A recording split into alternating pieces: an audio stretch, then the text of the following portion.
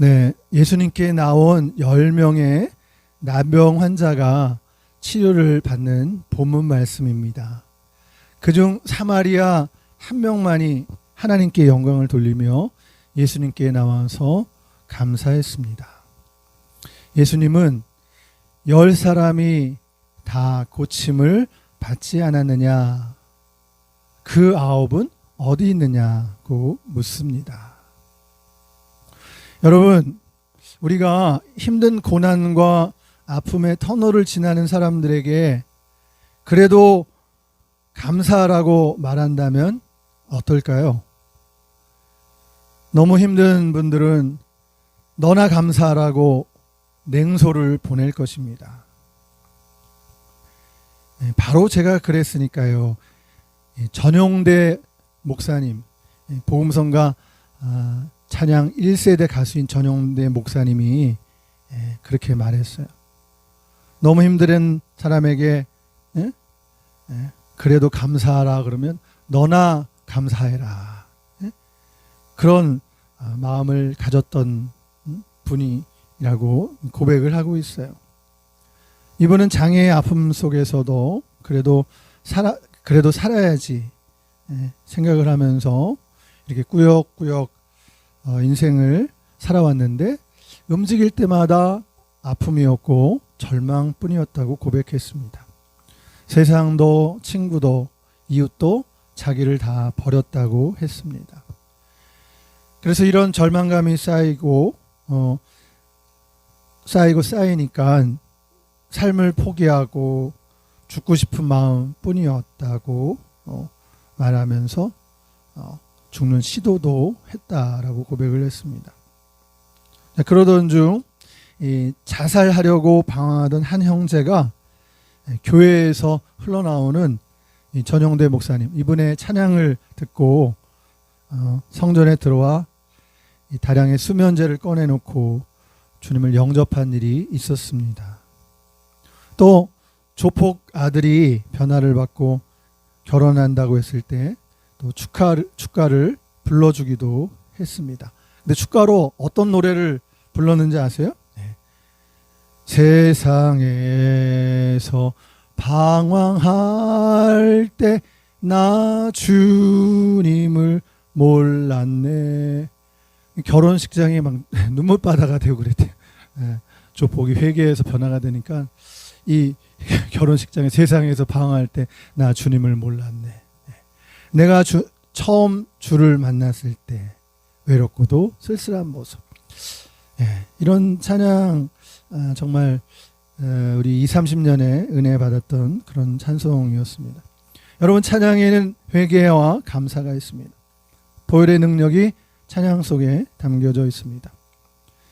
전 목사는 찬양의 힘으로 숱한 어려움을 견뎠습니다. 태어날 때부터 왼쪽 다리가 불편했던 그는 노래하는 것을 참 좋아했습니다. 신인가수 선발대회에서 1등을 할 정도였는데요. 언제나 불편한 다리가 걸림돌이 되었습니다. 절름발이가 재수없게 이런 소리를 많이 들었던 것 같아요. 이렇게 고백을 했습니다. 분명히 내 돈 내고 식당에서 밥을 먹었는데 문 열고 나가는 등 뒤로 그런 소리가 들려왔습니다. 소금을 뿌리는 식당 주인도 있었고요. 제 노래를 그렇게 좋아하던 사람들이 목발 집은 저를 무대에서 내쫓은 일도 있었습니다. 이렇게 살아 못하나 싶어 다량의 수면제를 한 입에 털어 넣은 적도 여러 번 있었습니다. 그런데 그때마다 기적처럼 살아났다고 고백을 합니다. 그러던 어느 날 지인이 그런 말을 했다고 합니다. 오살리 기도원에 가서 최자실 목사님에게 안수받은 병이 금방 난대요. 그 말 듣자마자 귀가 열려서 무작정 기도원에 올라가서 목사님을 찾았습니다. 그 최자실 목사님을 만난 청년 전용대는 치유함을 입었습니다. 노래를 잘하니까 찬양 사역자가 돼보라는 최 목사님의 조언에 그때부터 장장 10년간 매주 금요일 오살리 기도원에서 찬양을 불렀습니다. 비록 불편한 다리는 그대로였지만 그는 상처투성이의 마음을 치료했습니다. 이제 그는 지금은 웃을 수 있습니다. 왜냐하면 주님이 자기를 포기하지 않고 손을 잡아 주셨기 때문입니다. 바로 십자가 사랑으로 구원해 주신 그 뜨거운 사랑을 경험했기 때문입니다. 그는 고백합니다. 저는 여전히 다리가 불편하지만 기쁨으로 감사함으로 살아가고 있습니다. 여러분, 미국의 유명한 여성 앵커맨 오프라 윈프리는 어릴 때 지독하게 가난한 가정에서 태어났지만 불행한 과거를 딛고 성공한 연예인 중에 한 사람입니다. 그녀는 작은 시골 마을에서 사생아로 태어나 어린 시절 엄한 할아버지와 할머니 슬하에서 자랐습니다. 그녀의 어머니는 파출부 일을 했고 9살 때 처음으로 삼촌에게 성폭행을 당한 후로 주변 사람들에게도 같은 일을 많이 겪었고 14살의 나이에 아이를 낳기까지 했습니다. 오프라 윈프리의 이야기입니다. 태어난 아기는 몇 개월 만에 죽었고 이후 그녀는 마약에 빠지기도 하고 또 비만으로 인해서 고통을 받기도 하였습니다. 그러나 인자하신 하나님은 그녀와 함께 하셨습니다. 시편 136편 1절에 보니까 여호와께 감사하라. 그는 선하시고 인자하시도다. 그의 인자하심을 영원히 찬양하리로다. 성경 말씀을 읽고 선하고 인자하신 하나님을 만나는 것입니다. 하나님의 보시기에 있는 모습 그대로 자신의 모습, 과거의 상처에 상관없이 자신이 있는 그대로 사랑하신다는 그런 것을 선하신 하나님을 경험하고 헤세드, 사랑의 하나님, 인자하신 하나님을 만났습니다. 그리고 그녀는 하나님께 감사하기 시작했습니다. 자신의 고통을 아시는 친밀하신 하나님을 만난 것입니다. 아버지 하나님을 만났습니다. 자신의 고통을 아시는 예수님을 만났고 예수님의 십자가의 사랑을 통해서 치유를 경험했습니다. 이후 그녀는 하루 동안 일어난 일 중에서 감사한 일 5가지를 기록했습니다. 인자하신 하나님의 사랑에 감사드립니다. 눈부시고 파란 하늘을 보게 해주셔서 감사합니다. 좋은 책을 읽었는데 그 책을 써준 작가에게 감사합니다. 등과 같이 매일매일 감사일기를 써내려갔습니다. 여러분, 성경 속에 나오는 사도 바울은 자애가 없는 어두운 교도소 안에 갇혔습니다. 나이가 많은 노인이었고 언제 죽을지 모르는 하루하루를 보냈습니다. 그런데 성경은 바울이 여전히 기뻐했다고 기록해주고 있습니다. 여러분, 이것이 어떻게 가능한 일일까요? 그것은 바로 기도를 통해 감사하며 살았기 때문입니다. 험악한 죄수들이 모여 있는 감옥에서 그것도 한밤중에 찬송했다는 성경 말씀을 묵상해 봅니다. 감옥 안에서 그것도 한밤중에 하나님을 찬송했다는 것입니다. 그가 얼마나 깊은 영적인 그런 모습의 사람이었는지 그 깊은 마음으로 영적인 찬송을 하나님께 불러드렸는지 짐작하게 하는 구절입니다. 감사로 채워진 사도 바울이 부른 기쁨의 찬양은 죄수들에게 주님의 목소리처럼 들렸을 것입니다. 사랑하는 여러분, 행복은 언제나 감사의 문으로 들어와서 불평의 문으로 나간다는 서양의 속담이 있습니다. 비렐름 웰러는 가장 행복한 사람들은 가장 많은 것을 소유한 사람들이 아니라 가장 많이 감사하는 사람들이다 라고 했습니다. 여러분, 감사는 행복의 원료입니다. 여러분, 그런데 막상 위기가 다가오면 감사하기가 쉽지 않습니다. 손양원 목사님은 신사참배 겁으로 옥살이를 하셨습니다. 사랑하는 아들, 그것도 한 명이 아니라 두 명이 여수 순천 반란 사건 때 공산당에게 참혹하게 죽임을 당했습니다. 도저히 감사가 나오지 않았답니다. 그때 손 목사님은 너무도 괴로워서 식음을 전폐하고 이불을 뒤집어 쓰고 기도했습니다. 그렇지 않겠습니까? 두 아들을 잃었는데 너무나 힘들고 식음을 전폐하고 이불을 뒤집어 쓰고 기도하기를 하나님 너무하십니다. 하나님 너무하십니다. 라는 말만 계속 되뇌었다고 합니다. 그러다가 한 번은 자신의 삶을 돌아보게 되니까 절망에 대해서도 감사라고 설교했던 자신의 모습을 보았습니다. 내가 성도들한테 절망 속에서도 감사라고 설교했는데 이렇게 낙심만 하고 있어서야 되겠는가 하고 하나님의 말씀을 의지해서 일어나게 되었다는 것입니다. 할렐루야.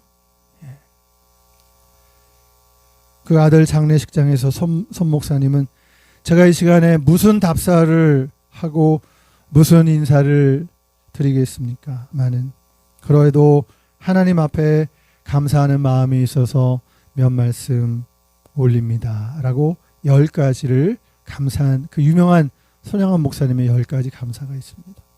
첫째, 나 같은 죄인을 통해서 순교의 자식들이 나오게 하셨으니 감사드립니다. 둘째, 허다한 많은 성도들 중에 어찌 이런 보배들을 내게 맡겨주셨는지 감사드립니다. 셋째, 삼남 삼녀 중에서도 가장 아름다운 두 아들 장자와 차남을 바치게 된 나의 축복을 하나님께 감사합니다. 넷째, 한 아들의 순교도 크거늘 하물며 두 아들의 순교로 감사합니다.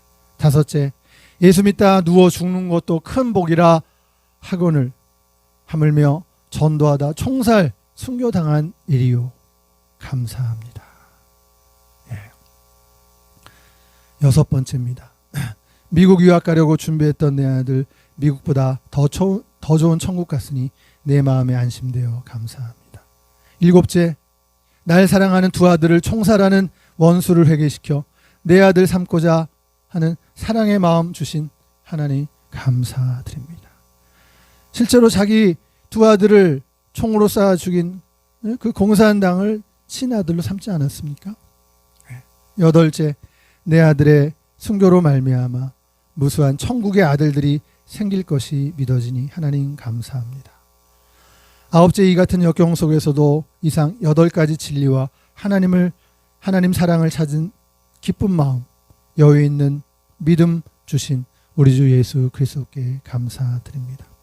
10번째, 이렇게 과분한 축복 누리게 되는 것을 감사합니다. 여러분, 장례식장은 온통 눈물 바다를 이루었습니다.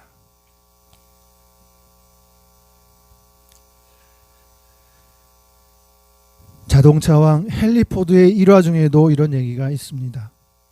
조지아주의 시골 학교 한 여교사 마르다 베리는 이 포드에게 학교의 아이들을 위해서 피아노를 기증해 주십시오 하면서 $1,000를 기부해야 할 것을 편지로서 보냈습니다. 요청한 것이죠. 근데 헨리 포드는 도움을 원하는 수많은 편지가 날라오기 때문에 다 읽을 수가 없어서 건성으로 읽고는 대수롭지 않게 여기고 달랑 10센트를 봉투에 넣어 보냈습니다. 턱없이 적은 돈을 받아든 여교사는 그러나 불평과 원망을 하지 않고 종자로 쓸 땅콩을 사서 학생들과 함께 밭을 갈고 정성껏 씨앗을 심었습니다. 이윽고 잘 익은 땅콩을 수확하여 그동안의 사연과 감사의 인사를 쓴 편지를 약간의 땅콩과 함께 포도에게 보냈습니다. 정성껏 포장된 땅콩 상자를 받고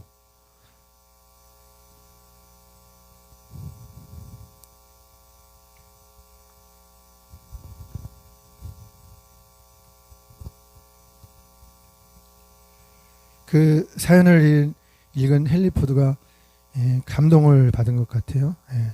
그래서 감동을 받고 즉시 그 학교에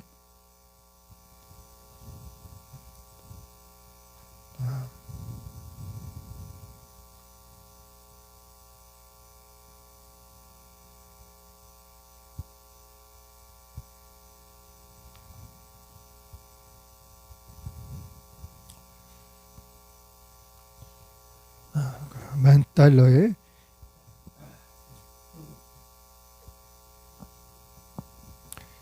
$10,000의 기부금을 이제 다시 보낸 것이죠. 여러분, 이 작은 것에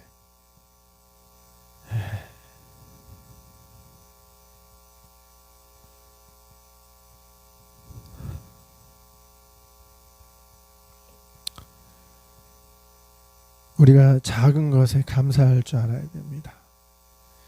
작은 것에 감사하는 마음은 더 큰 감사의 축복을 이루게 됩니다. 할렐루야. 우리 작은 것에 감사하는 우리 모두가 다 되시기를 바랍니다. 여러분, 오늘 성경에는 그 10명의 나병 환자가 치유를 받았지만 그중 한 명만이 예수님께 와서 감사를 드렸습니다. 감사를 드리는데도 약간의 용기가 필요한 것 같아요. 근데 내가 감사 한마디 했다고 해서 어떤 때는 감사할 때 뭐 비싼 거 들고 가지 못하니까 그래서 감사 못하는 사람도 혹 있는지 몰라요. 여러분, 그러나 자기 형편에 맞게 편지 한 장을 써서 감사를 전달할 수도 있는 거예요. 그것이 여러분 헨리 포드의 마음을 움직이지 않았습니까? 우리가 가진 게 없기 때문에 감사를 못하는 게 아니에요. 이 9명은 감사를 하지 않았지만 한 명만, 그것도 외지인 사마리아 사람, 유대인들에게 그 손가락질을 받는 그 혼혈족이 많이 거한 사마리아 사람들, 그 사마리아인 중에 한 사람이 예수님께 와서 감사를 드렸습니다. 그는 그 감사를 통해 육신의 치료를 받을 뿐만 아니라 영혼의 치료도 받고 구원을 얻었습니다. 여러분, 감사는 풍요로운 삶의 기적을 선물해 줍니다. 그 9은 어디 있느냐는 주님의 음성은 그 9은 감사하지 않니? 라는 주님의 음성입니다. 우리가 그 9에 속해 있지 않은지 감사의 자리로 나오는 저와 여러분이 되기를 바랍니다. 여러분, 이스라엘 백성들이 광야에 있을 때 어려움을 만나면 원망과 불평을 일삼았습니다. 물이 없다고, 물이 쓰다고, 이제 만나가 이제는 질린다고 불평하고 원망했습니다. 매일의 기적이, 날마다의 기적이 이제는 이력이 난 것입니다. 그러나 모세는 그런 위기의 순간마다 기도해서 하나님의 기적을 선물로 받았습니다. 감사하는 만큼 인생은 행복해집니다. 여러분, 삶의 환경이 매일 매 순간 좋을 수는 없습니다. 또 나에게 맞는 환경일 수만은 없습니다. 마음에 안 드는 환경이 꼭 생깁니다. 그러나 그럴 때 우리가 불평과 원망을 선택할 것인지 감사를 선택할 것인지, 여러분 그때야말로 감사를 동원해야 하는 것입니다. 행복하지 못한 조건 속에서도 쉬운 일이 아니더라도 우리가 행복의 기적을 누리려면 감사해야 하는 것입니다. 여러분 오늘은 맥주 주일입니다. 맥주 감사주일. 출애굽기 23장 15절에 빈손으로 내게 보이지 말지니라 하나님께서 말씀하셨어요. 여러분 왜 그러셨을까요? 하나님이 돈이 없으셔서요? 돈이 필요하시기 때문입니까? 아닙니다. 하나님은 영이세요. 돈 필요 없으세요. 여러분 재물을 바치라는 것은 그것은 우리 자신을 위한, 하나님의 백성을 위한 것이기 때문입니다. 물질이 있는 곳에 마음이 있기 때문에 그런 것이에요. 잡으면 없어지고 사라지는 것이 물질입니다. 물질에 대한 허황된 우리의 잘못된 마음, 허영심을 고치기 위해서인 것입니다. 너 나를 믿니? 내가 너의 공급자인 것을 네가 믿니? 내가 하나님인 것을 믿니? 주님께서 물으십니다. 매일 우리에게 일용할 양식을 주시는 하나님, 여호와 이레의 하나님을 기억하라는 것입니다. 하나님께 대한 감사는 우리의 믿음을 제자리로 돌려놓습니다. 그는 우리의 하나님이요 우리는 그의 것이요 그의 기르시는 양인 것입니다. 할렐루야. 매일매일 감사를 통해 기적을 이루는 우리 모든 성도님들이 되시길 바랍니다. 어떤 열악한 상황과 조건 속에서도 하나님의 약속이 반드시 이루어질 것을 믿고 감사함으로 삶의 자리에서 기적을 누리시길 바랍니다. 행복한 조건이 없어도 감사를 통해 가정과 학교, 직장 생활에서 즐거움과 평화를 누리는 행복의 기적을 체험하시길 바랍니다. 로마서 15장 13절 말씀입니다. 소망의 하나님이 모든 기쁨과 평강을 믿음 안에서 너희에게 충만하게 하사 성령의 능력으로 소망이 넘치게 하시기를 원하노라. 여러분, 바울과 실라가 죄수들이 모여있는 감옥에서 한밤중에 찬양했다는 말씀을 다시 한번 묵상합니다. 그가 얼마나 간절한 마음으로, 어떤 마음으로 찬송을 불렀는지를 짐작하게 합니다. 감사로 채워진 사도 바울이 부른, 바울과 실라가 부른 기쁨의 찬양이 죄수들에게 어떤 소리로 들려졌을까요? 결과를 보니까 여러분, 간수도 그 찬양을 잘 들은 것 같아요. 나중에 옥토가 갈라지고 죄수들이 풀려지고 도망치게 되었을 때 간수는 두려워서 어찌할 바를 몰라 했습니다. 그런 그에게 바울은 말합니다. 주 예수를 믿으라. 주 예수를 믿으라. 그리하면 너와 내 집이 구원을 받으리라. 예수님을 믿는 그 순간에, 예수님을 영접하는 순간에 두려움이 사라지고 평강이 찾아오는 것입니다. 소망의 하나님이 모든 기쁨과 평강을 믿음 안에서 너에게 충만하게 하사 성령의 능력으로 소망이 넘치게 하시기를 원하노라. 사랑하는 여러분, 우리는 어느 때 감사를 하고 있습니까? 감사의 조건이 있는데 감사하는 것은 당연한 일입니다. 그러나 도저히 감사할 수 없는 상황 속에서도 감사하는 삶을 산다면 그것은 우리 주님의 명령인 감사를 새기며 사는 참 크리스천의 모습이라고 할 수 있을 것입니다. 사도 바울은 감사하며 기쁨의 생활을 할 수 있었고 비록 자신이 감옥 안에 있었지만 감사할 수 있었습니다. 자신에게 주어진 감사의 조건들을 찾아보시길 바랍니다. 예수님이 십자가의 죽음과 이후 부활을 통해 승리하셨듯이 우리가 바로 부활의 소망을 갖고 살아야 하는 이유가 여기에 있는 것입니다. 기도를 통해 감사를 찾고 감사를 통해 기뻐하는 삶을 살고 그로 인해 주님을 찬양하는 삶이 된다면 우리의 신앙의 배는 잘 항진하고 있는 것입니다. 나를 위해 십자가로 생명을 주신 주님의 그 사랑이 무엇과 비길 수 없는 감사 중에 감사가 되는 것입니다.